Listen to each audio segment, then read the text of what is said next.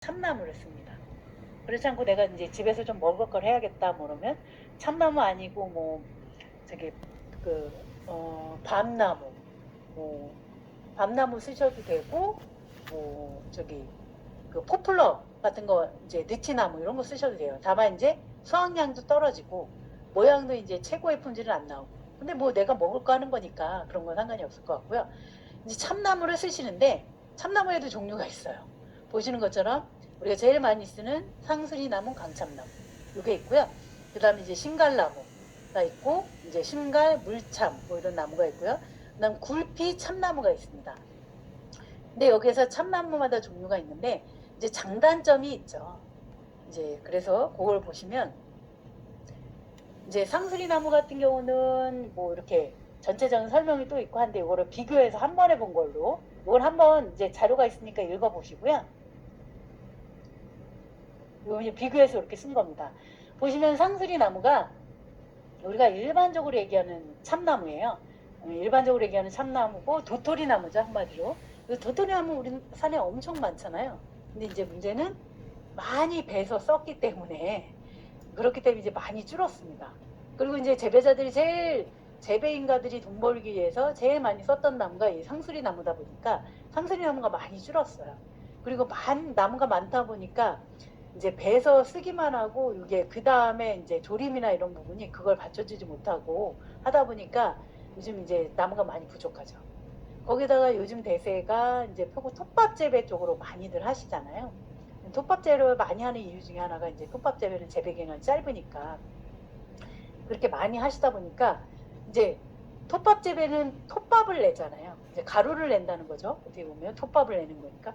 그러니까 이 그 나무에 대해서 상수리 나무를 쓰더라도 딱 규격을 맞추진 않거든요.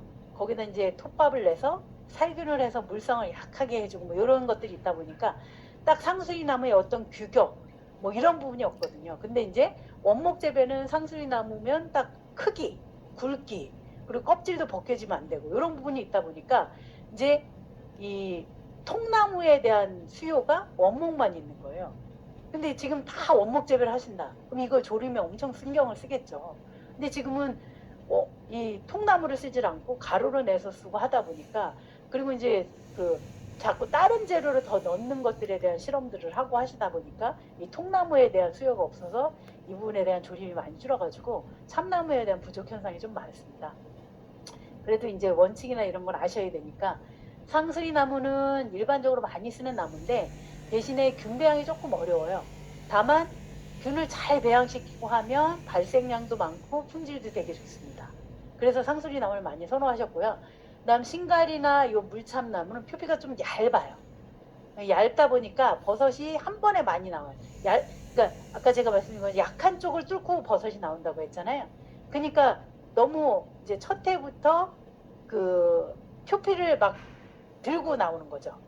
표피를 들고 나오니까 많이 나오면 좋은 거 아니야? 라고 하실 수 있지만 많이 나오면 표피가 있는 상태에서 밀고 나오면 모양이 찌그러들잖아요.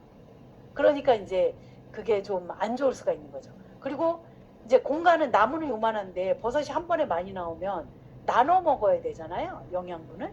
그러니까 버섯이 좀 작아지죠. 그러니까 두툼하고 크기보단 좀 작고 가늘어지는 거죠.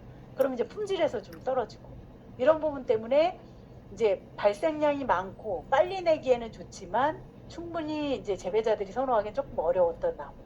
그다음 이제 굴참나무는 표피가 두꺼워요. 이거 표피가 두꺼우니까 버섯이 딱 구멍에서만 나오는 거죠. 처음에는 구멍에서 나오다가 3년, 4년 나무가 오래되면 표피가 약해지면서 표피도 뚫고 나와야 되거든요. 그럼 이제 약해진 상태에서 표피가 약해진 상태에서 버섯이 나오니까 모양도 괜찮고. 그게 이제 상수리 나무인데 이 굴피나무, 굴참나무는 표피가 두꺼운 거죠. 표피가 두껍다 보니까 이게 이제 저기가 잘 안 되는 거예요. 그 생산량이 구멍에서만 나오니까 좀 적어지는 거죠. 그러니까 이렇게 장단점들이 있거든요. 그러니까 표고를 돈을 벌겠다 하시는 분들은 이런 장단점을 알고서 이제 재배를 하셔야 되는 거죠. 그러니까 내가